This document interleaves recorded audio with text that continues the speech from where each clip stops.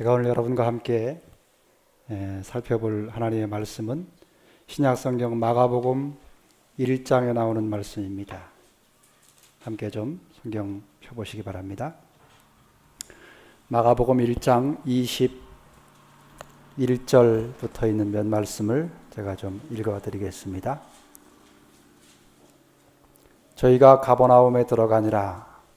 예수께서 곧 안식일에 회당에 들어가 가르치심에 뭇 사람이 그의 교훈에 놀라니 이는 그 가르치시는 것이 권세 있는 자와 같고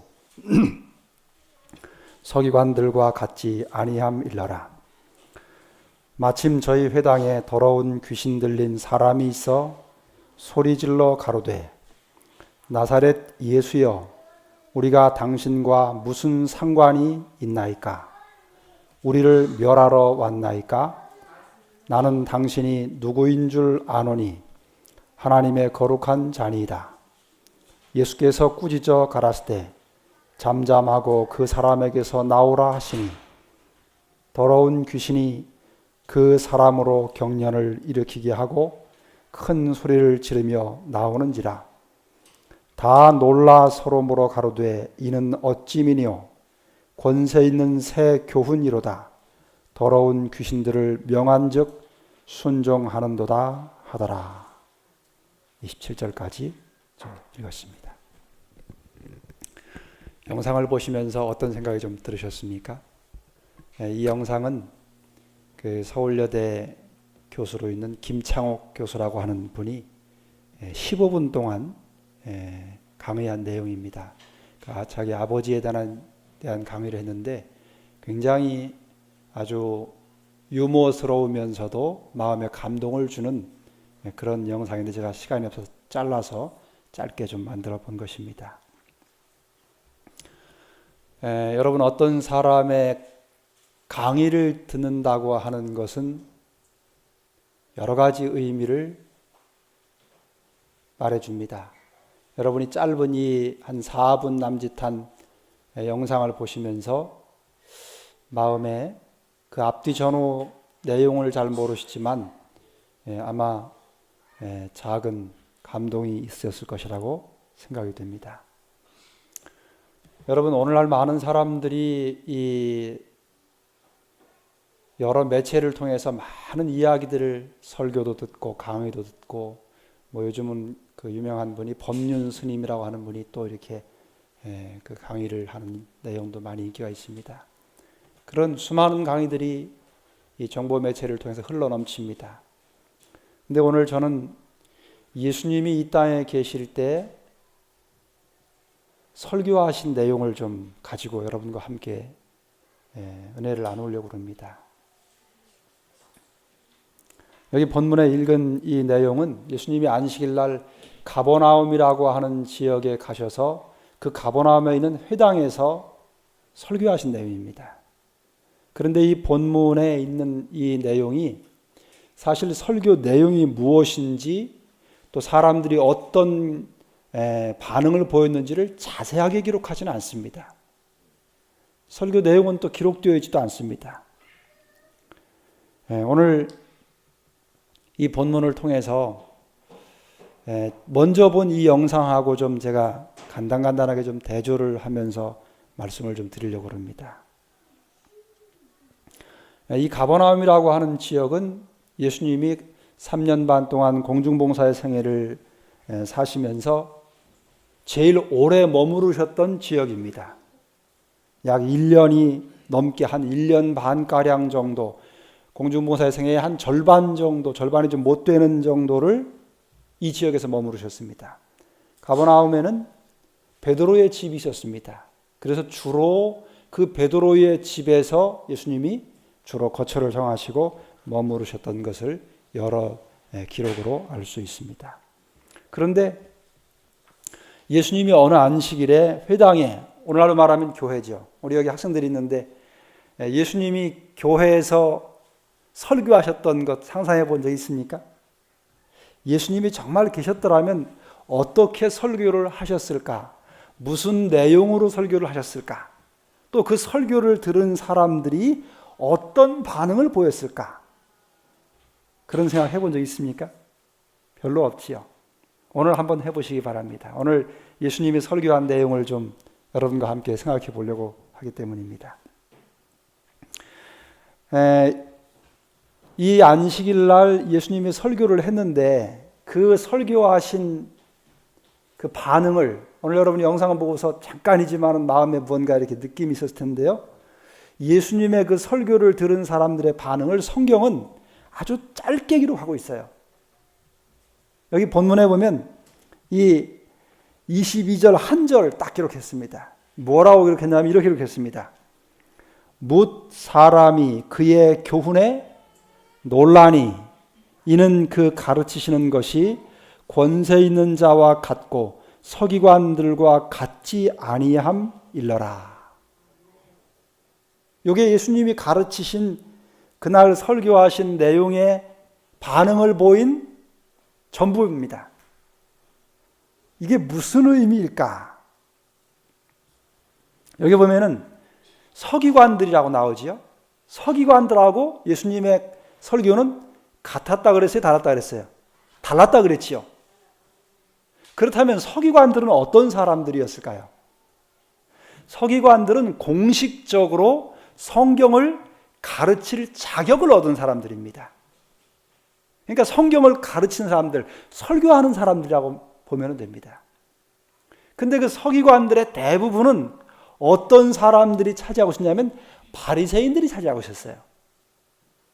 바리새인들은 그 당시에 유대인 계급 중에 성경을 가장 잘 알고 또 아주 경건하게 사는 신앙이 아주 샘플이 되는 모본이 되는 그런 부류의 사람들이 바리새인들입니다.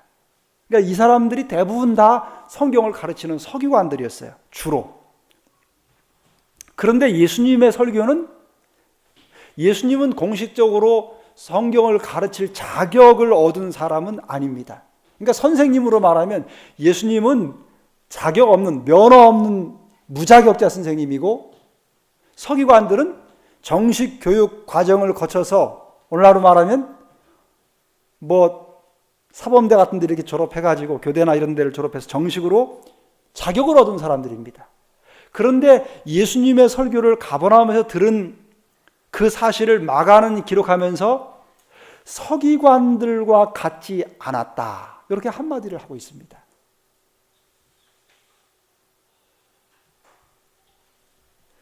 여러분, 마가가 기록한 이 의미가 무슨 의미일까? 여러분이 만일에 예수님의 설교를 듣는 그 회당 안에 있었다면 여러분이 요 한 구절을 놓고 상상해 볼 때 예수님이 어떤 설교를 했을 것이라고 생각이 되십니까? 여기 뭇 사람, 다시 말하면 그 회당 안에 있는 많은 사람들이 예수님의 교훈에 뭐 했다고 그랬어요? 놀랬다 그랬어요.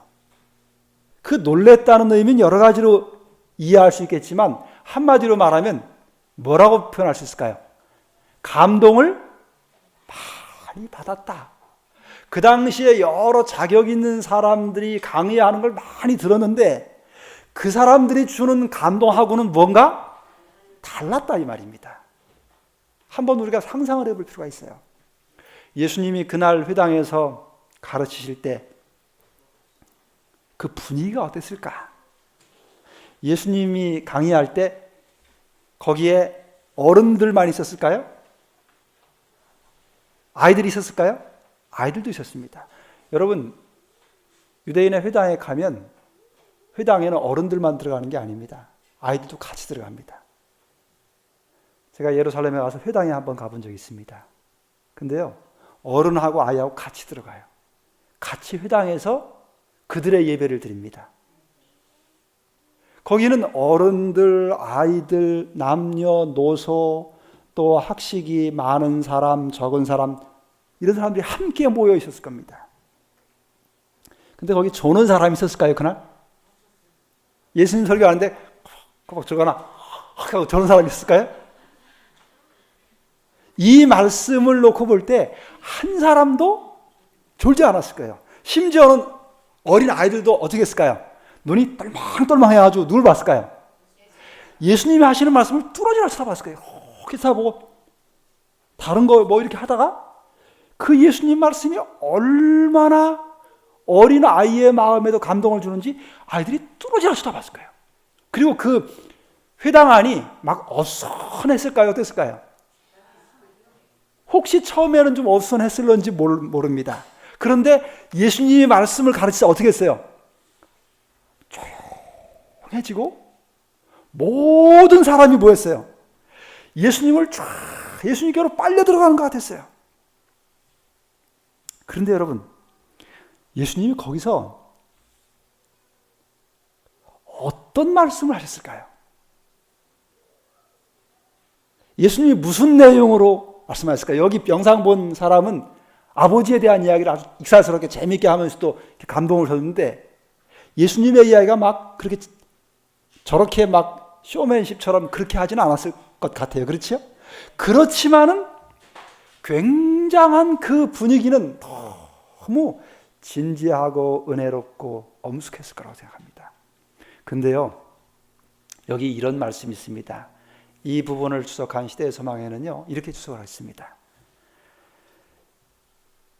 예수께서는 유대인들 사이에 논쟁이 분분했던 여러 가지 주제들에 전혀 관계하지 않으셨다.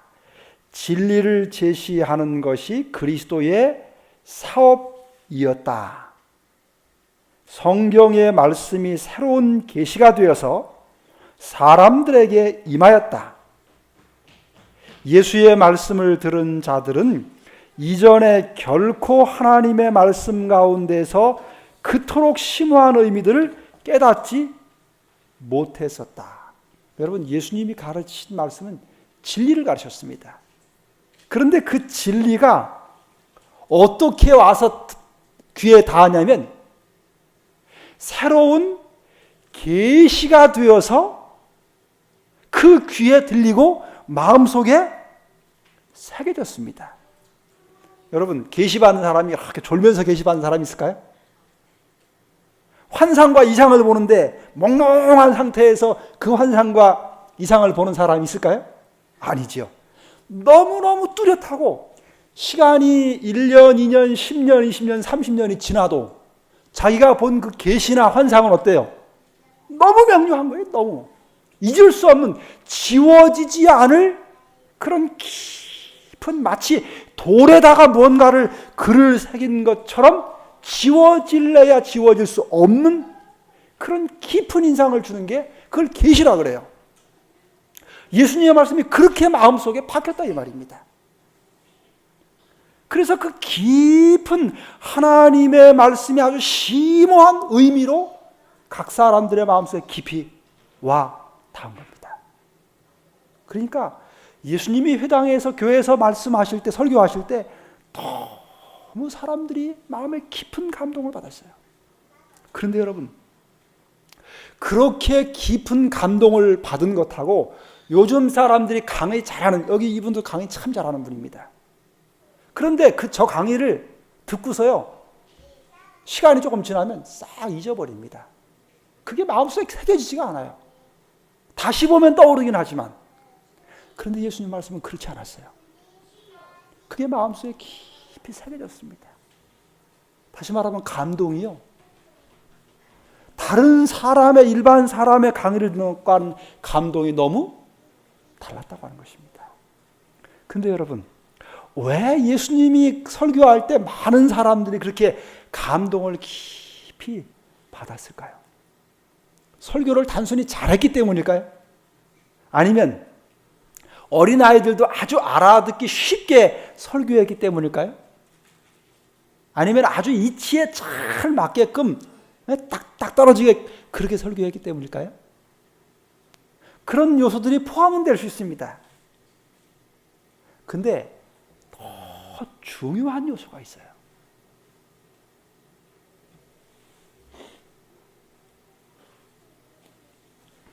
여러분,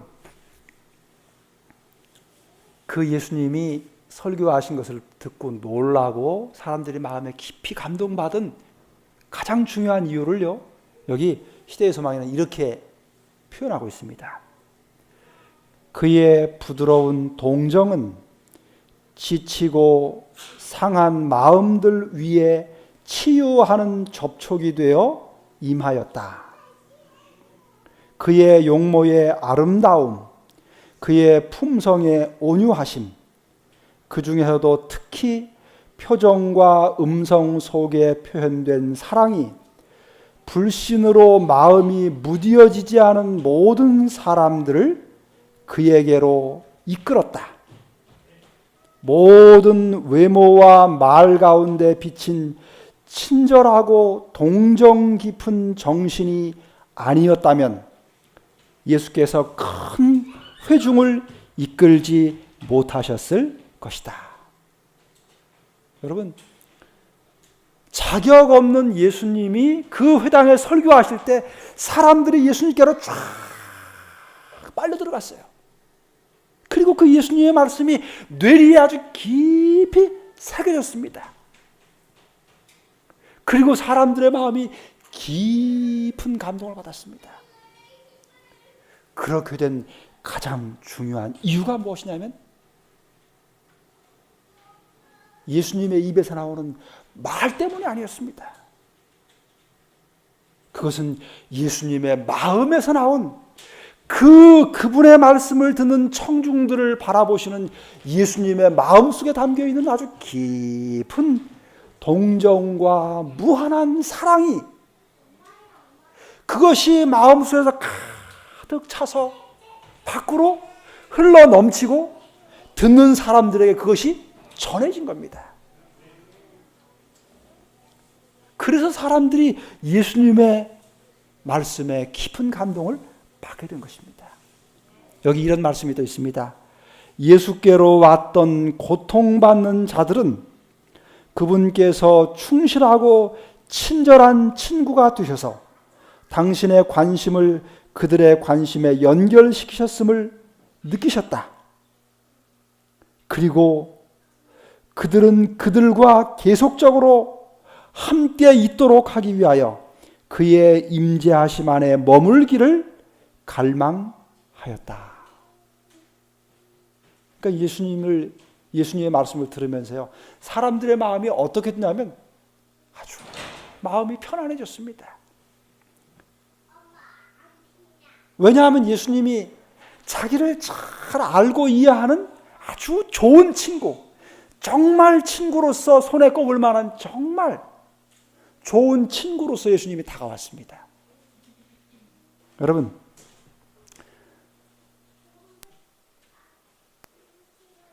사람들은요, 크게 두 종류로 나눌 수 있습니다. 한 부류는 같이 있고 싶은 사람이 있어요. 같이 있고 싶은 사람 누굽니까? 우리 여기 학생들. 엄마 아빠가 제일 같이 있고 싶습니까? 동생들이 제일 같이 있고 싶습니까? 친구는 어때요? 친구 같이 있고 싶지요. 조금 크면 엄마 아빠보다 누구 더 좋아합니까? 친구 더 좋아합니다. 친구랑은 하루 종일 이틀 3일 있어도 좋은데 엄마 아빠하고는 어때요? 어릴 때는 같이 있다가 조금 크면 어떻게 해요? 엄마 아빠 안 따라다니려고 그러지요. 여러분, 친구는 어떤 사람이냐면 같이 있으면 가장 편안하고 좋은 사람입니다. 근데 또 다른 부류의 사람들은 같이 있으면 좀 어렵고 불편한 사람들이 있습니다. 그런 사람들하고는 같이 있고 싶지 않죠. 여러분, 예수님이 그런 분이셨습니다. 예수님은 같이 있으면 너무 편안하고 좋은 분이셨어요. 그래서 사람들이 그 말씀을 듣는 그것으로 만족하지 못하고 저분하고 좀 같이 있으면 좋겠다. 오늘 하루뿐만이 아니라 계속 좀 저분이 우리 곁에 우리 집에 있으면 좋겠다. 그런 갈망을 느꼈다 그랬습니다. 여러분, 그리스도인은 어떤 사람들이 되어야 될까요? 여러분, 그리스도인 두 부류가 있습니다.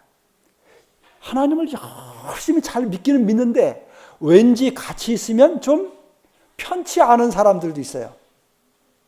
그런데 어떤 사람들은 정말 같이 있고 싶고 내가 좀 힘들고 어려울 때 전화하고 싶고 이야기하고 싶은 사람들이 있습니다. 그런 분들이 전도를 잘합니다. 그래서 그리스도인들은 어떤 사람들이냐면 다른 사람들이, 믿지 않는 사람들이요, 같이 있고 싶어하는 사람이 돼야 합니다. 그러면 예수님을 잘 전할 수 있습니다. 근데 여러분, 사람이 어때요? 저 사람이 정말 편하고 좋은 사람인지 아닌지를 어떻게 알 수 있습니까? 그 사람의 표정이나 말투나 말 몇 마디 해봐도 어떻게 알 수 있어요? 금방 알 수 있습니다. 그래서 그 마음이 편안한 사람이 있습니다. 제가 어느 날 밥을 먹는데요, 저희 둘째 아이가 이런 이야기를 했어요. 아빠는 말 안 하고 가만히 있으면 화난 사람 같대요. 그래서 제가 마음에 좀 쇼크가 됐어요. 그 아이가 중학교 때인가 고등학교 1학년 때인가 그런 이야기를 했습니다. 지금 여러 해가 흘렀습니다. 제가 한번 물어보려고 그랬는데 물어보지 못했습니다. 야, 아빠가 아직도 그러냐? 그렇게 물어보고 싶은데 오기 전에 물어보려다가 제가 깜빡 잊어갖고 못 물어봤거든요. 제가 돌아가면 물어보려고 그럽니다. 제가 듣고 싶은 이야기는 예전하고는 좀 달라졌어요. 이런 이야기를 좀 듣고 싶은데 과연 들을 수 있을런지 모르겠습니다. 근데 제가 저희 집사람하고 이야기하다가 어떤 이야기를 했냐면 당신이 좀 달라지긴 달라졌다고 그런 이야기를 들은 적이 있습니다. 그래서 약간 희망이 좀 생기긴 했습니다. 여러분, 예수님이 말씀을 잘 가르치신 것이 사실입니다. 그런데 예수님의 말씀으로 감동을 받은 것은요, 그 입에서 나오는 말 때문이 아닙니다. 예수님의 마음에서 나온 사랑 때문에 사람들의 마음이 열리고 치유함을 받았다고 하는 겁니다. 그래서 여러분, 감동은 입술에서 나오는 게 아니고요, 마음에서 나오는 겁니다. 예수님이 그러셨고 우리도 그래야만 됩니다. 말을 잘하면 듣기는 참 좋아요. 달콤하고 아주 재미있고. 그런데 그것이 감동으로 다가오지 않을 수 있어요. 제가 이 본 영상을 보면서 제가 느낀 게 하나 있습니다. 저 교수님은요, 학벌이 좋은 사람이 아니에요. 공고 출신입니다. 그리고 성악을 전공한 사람입니다. 근데 저렇게 강의한 사람이 됐어요.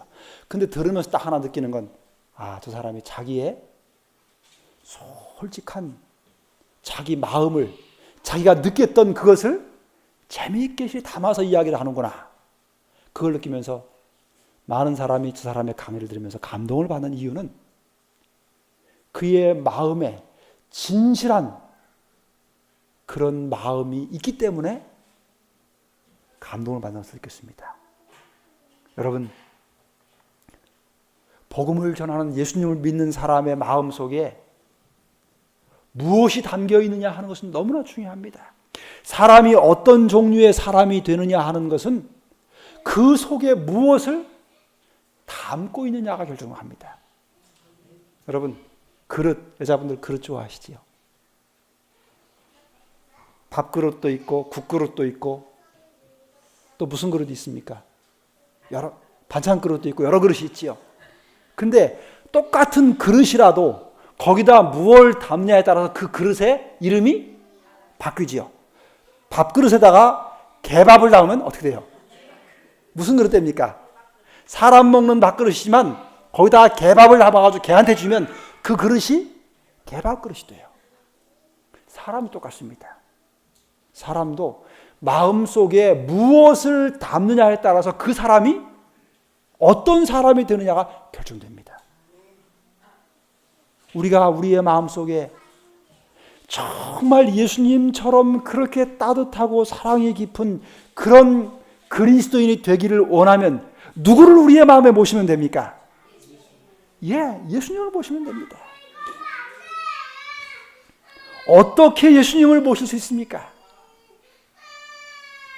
예수님을 뭐 하면 돼요? 많이 생각하면 됩니다.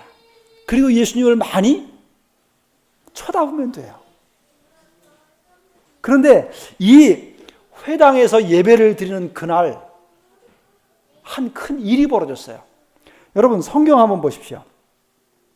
이 22절 말씀이 쓴 다음에 그 다음에 바로 어떤 말씀이 나오냐면 이런 이야기가 나옵니다. 마침 저희 회당에 더러운 귀신 들린 사람이 있어 소리질러 가로되. 여러분 이 성경절을 보면서 이런 생각해 보신 적 있습니까? 아니 마가가 이 예수님의 설교 내용을 기록하다가 왜 갑자기 귀신 들린 사람 이야기를 썼을까? 왜 그랬을까를 한번 생각해 보신 적 있어요? 여러분 예수님이 예배 드릴 때 그 분위기가 어땠는지를 우리가 생각해 봤지요. 모든 사람이 정말 예수님께로 빨려 들어갔습니다. 그래서 모두가 눈이 똘망똘망해가지고 조는 사람 없이 예수님을 뚫어지라 쳐다봤어요. 그리고는 그 자리에 마치 무슨 분위기였을까요? 성령께서 그 자리에 꽉 임재하는 그런 아주 엄숙하고 거룩하고 너무나도 감명 깊은 진지한 그런 분위기에 확 사람들이 빨려 들어갔어요. 그런데 갑자기 한 사람이 소리를 뽀록 지르는 거예요. 그 사람이 귀신 들린 사람이에요. 그러면서 뭐라 하냐면 나사렛 예수야! 우리가 당신하고 무슨 상관이 있습니까? 소리를 지르면서 우리를 멸하기 위해서 왔습니까? 하고 얼마나 소리를 질렀겠어요? 저처럼 이렇게 했겠어요? 안 했을 거예요. 나사렛 예수야! 우리가 당신하고 무슨 상관이 있습니까?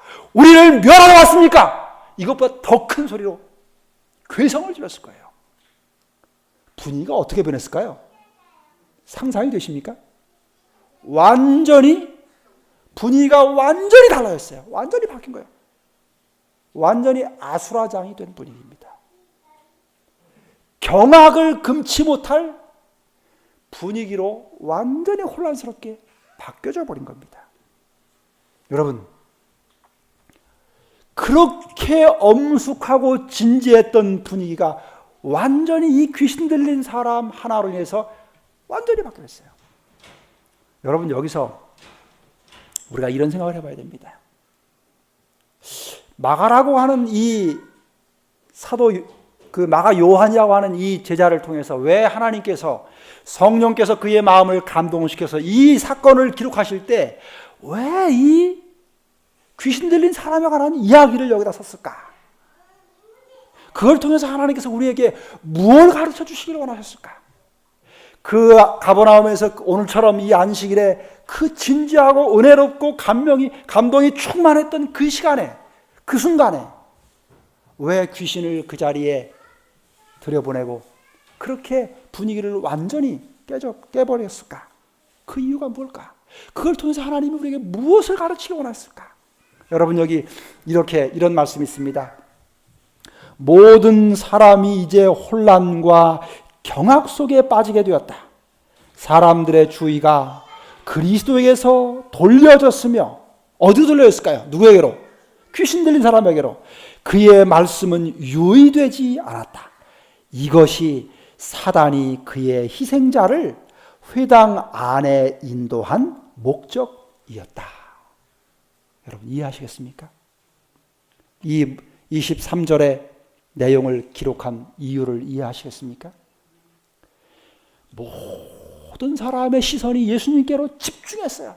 그래서 예수님의 말씀으로 쫙 빨려 들어가면서 그분의 말씀 속에 그들의 마음들이 완전히 녹아 들어갔습니다. 그리고 그들의 마음 속에 하나님의 놀라운 사랑의 기별이 새겨지기 시작했어요. 그러자 사단이 말입니다, 귀신 들린 사람 하나를 탁 집어넣어가지고는 사람들의 그 분위기를 완전히 깨트리면서 사람들의 그 예수님께로 쫙 빨려들어가는 시선을 완전히 걷어가 버렸어요. 그리고는 그 사람들의 시선을 어디로 보냈어요? 귀신 들린 사람에게로 확 돌려버렸습니다. 여기 예수님이 계신데 이렇게 돌아갔고 소리 나는 방면으로 도대체 이게 무슨 일인가 하면서 시선이 싹 돌아가 버렸습니다. 여러분, 이게 사단이 노리는 목적입니다. 사단이 하는 일이 바로 이겁니다. 여러분, 여러분이 신앙생활을 믿음으로 열심히 잘 하는데 어느 날 갑자기 큰 시련이 다가옵니다. 교회를 열심히 잘 다니고 아주 교회 생활 잘하는데 어떤 한 사람을 인해서 마음에 큰 상처를 받습니다. 갑자기 운전을 평소에 잘했는데 어느 날 가는데 차가 와서 꽝 박아서 큰 사고로 인해서 얘기지 못했던 큰 어려움이 다가온 것입니다. 왜 이런 일이 일어날까요? 여러분, 여기 이런 말씀이 있습니다. 정로계단에 보면 우리의 생각을 구주에게서 떠나게 함으로 우리의 심령이 그리스도와 연합하고 교통하는 일을 방해하려는 것은 사단이 항상 꾀하는 일이다. 여러분, 사단이 자기가 어떻게 하면 승리하고 하나님의 백성들이 어떻게 하면 하나님을 불신하게 하는지를 사단은 머리가 기가 막히게 좋은 존재입니다. 그래서 너무나 잘 알고 있어요. 그건 아주 간단합니다. 그건 뭐냐면 예수님께로 그날 그 회당에서 예수님께로 시선을 쫙 고정시키고 있던 사람들을 귀신 있는 사람 하나 탁 집어넣어가지고는 소리를 괴성을 지르면서 그 시선을 싹 예수님께로부터 귀신에게로 돌린 것처럼 하나님의 백성들의 삶에 하나님의 말씀으로 기도 생활로 예수님께로 믿음으로 사는 그 초점을 완전히 빼앗아갖고 돌려버리는 일을 던져놓는 것입니다. 그게 오락이 될 수도 있고 세상의 염려가 될 수도 있고 고민이 될 수도 있고 슬픈 일이 될 수도 있고 다른 사람의 결점이 될 수도 있고 자기 자신의 불완전한 연약한 모습이 될 수도 있고 여러 같지 않은 그 사람에게 각각의 연약한 부분들이 다 될 수 있습니다. 그것들을 가지고 어떻게 해요? 시선을 싹 뺏어가는 겁니다. 누구에게로부터요? 예수님에게로부터 다른 곳으로 시선을 싹 돌려버리는 겁니다. 그리고 나면 어떤 결과를 가져오느냐? 결과는 딱 정해져 있습니다. 우리가 예수님에게 시선을 빼앗기면 그 다음에는 찾아오는 것은 시간이 지나면 우리는 죄악으로 점점점 깊어지게 되어 있습니다. 그래서 믿음에서 불신으로, 희망에서 완전한 절망으로, 소망에서 더 이상 살 이유를 발견하지 못하는 상태로 완전히 돌아서게 됩니다. 그전에는 그렇게 형제를 사랑하고 너그러웠던 사람이 형제를 그토록 미워하고 증오하고 싫어하는 사람으로 바꿔지게 됩니다. 그전에는 그토록 겸손하고 온유했던 사람이 예수님에게서 시선을 돌리자 시간이 흐르면서 자기가 최고라고 생각하고 은근히 자기를 드러내고 교만한 사람으로 바꿔지게 되어 있습니다. 결국은 영원한 생명을 잃어버리게끔 되냐고 하는 것입니다. 그거를 누가 잘 아냐면 사단이 너무나도 잘 알아요. 그래서 사람들의 시선을 빼앗으려고 하는 것입니다. 여러분, 양심적인 그리스도인들 있지요. 정말 믿음 대로 살려고 하는 사람들, 사단이 그런 사람들을 어떻게 시선을 빼앗을까요? 여기 보면 이렇게 말씀했습니다. 사단은 참으로 양심대로 살려고 하고 하나님을 위하여 살고자 하는 많은 사람으로 하여금 저희의 결점과 약점을 생각하게 함으로써 저희를 그리스도에게서 떠나게 하여서 자기가 승리를 얻으려고 한다. 여러분, 양심적인 그리스도인들, 우리 교인들 많습니다. 그분들이 제일 약한 게 뭐냐면 자기 자신의 결점입니다. 사단은 그 사람들의 시선을 어떻게 해요? 예수님께로 쫙 빨려 들어간 시선을 딱 꺾어가지고 자기 자신의 연약한 점을 탁 쳐다보게 만듭니다. 그러면 어떻게 해요? 아무리 뛰어난 믿음 있는 사람이라도 자기를 가만히 살펴보면 어떻게 돼요? 불안정한 게 너무 많거든요. 그러면 어떻게 해요? 아유, 나 같은 사람이 어떻게 하늘에 갈 수 있을까? 나 같은 사람이 어떻게 구원받을 수 있을까? 이렇게 됩니다. 그러면 그때부터 믿음이 약해지기 시작해요. 그 상태로 계속 유지시키는 겁니다. 그러다가 어떻게 해요? 주변에 있는 사람한테 한 마디 딱 듣게 만듭니다. 에이가 아무개 잘 믿음으로 열심히 사는 것 같더니만 하면서 주주 이렇게 약한 점을 한 마디 딱 듣게 만들어요. 그러면 어떻게 해요? 그래, 내가 그런 사람이야 하면서 더 절망하게 만듭니다. 여러분, 그럴 때 우리가 어떻게 하면 될까요? 여기 이런 말씀이 있습니다. 정로회단 72쪽에 예수를 바라볼 때에는 우리는 안전하다. 그리고 아무것도 우리를 그의 손에서 빼앗을 수 없다. 우리는 그를 항상 바라보는 가운데서 저와 같은 형상으로 화하여 영광으로 영광에 이르니 곧 주의 영으로 말미암음이니라. 여러분, 우리의 시선을 예수 그리스도께로, 십자가에 달리신 우리의 구주가 되시는 예수님께로 고정을 시켜야 될 이유가 바로 여기에 있습니다. 사단은 어떻게 하든지 우리의 시선을 빼앗아 가지고 예수님께로부터 다른 곳으로 시선을 향하도록 하려고 무진애를 쓰고 있습니다. 여러분, 마지막 한 말씀을 읽고 시간을 줄이려고 합니다. 같은 책에 보면 이런 말씀이 있습니다. 우리가 갈바리 십자가에 달리신 하나님의 어린 양을 바라볼 때에 구속의 오묘한 이치가 우리의 마음을 깨우치기 시작하고 하나님의 인자하심이 우리를 회개로 이끄신다. 그리스도께서 죄인들을 위하여 죽으심으로써 측량할 수 없는 사랑을 나타내셨나니 죄인이 이 사랑을 주목할 때에 이 사랑이 심정을 부드럽게 하고 마음에 감명을 주고 심령에 통회하는 생각을 일으킨다. 여러분이요, 그날 회당에서 예수님에게로 향했던 그 뜨거웠던 시선들을 빼앗아간 사단에게 예수님께서 뭐라고 말씀하신 거 아니? 잠잠하고 그 사람에게서 나오라! 그 말씀을 하셨을 때에 귀신 들린 사람이 귀신에서 벗어나서 예수님 앞에 조용히 서게 됐습니다. 오늘 우리의 시선을 빼앗아가는 사단의 여러 유혹과 시험들을 향해서 주님이 말씀하십니다. 잠잠하고 그에게서 나오라! 그 주님의 음성이 오늘 우리를 향한 음성입니다. 그래서 우리를 하여금 다시 한번 우리를 그토록 잘하시고 우리를 그토록 사랑하시는 예수 그리스도에게로, 하나님의 어린 양에게로, 그분이 달리신 그리스도의 십자가로 우리의 믿음의 시선을 다시 향하게 해주시고 우리로 하여금 이 길을 걸어가게 해주시는 능력의 하나님, 우리를 그토록 사랑하시는 사랑의 주님, 그분이 우리 곁에 계시고 여러분들 각자 곁에 계심을 기억하시기를 바랍니다. 그 가버나움 회당에서 그 사람을 회복시키실 뿐만 아니라 거기 모인 수많은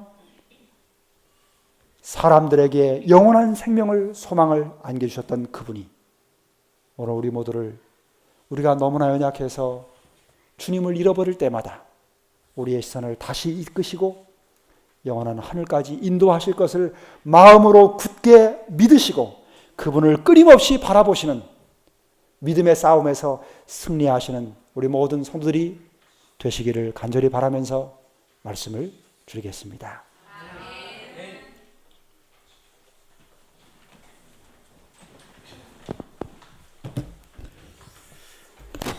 감사합니다. 마치는 찬미 368장 함께 일어나셔서 힘차게 부르시겠습니다. 찬미 후에 말씀 주신 목사님의 축도로 모든 예배를 마치겠습니다.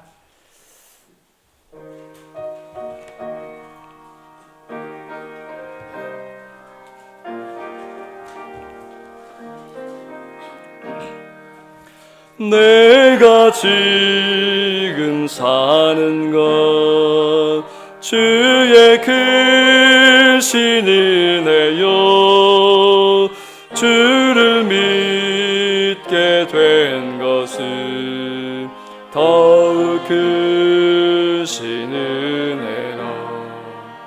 넘치는 주의 사랑, 놀라운 주의 은혜, 날마다 주께 감사합니다. 세상에서 당하는 환난 고초 많으나 이길 힘을 주시니 더욱 크신 은혜라. 답답할 때 기도로 길러질 때 손길로 어루만져 주시니 주여 감사합니다. 하늘에는 영광이 우리에겐 기쁨이 날로 더해가는 것 더욱 크신 은혜라. 쌓여진 사랑도 감사할 길 없어서 몸과 마음 드립니다. 진정 감사합니다.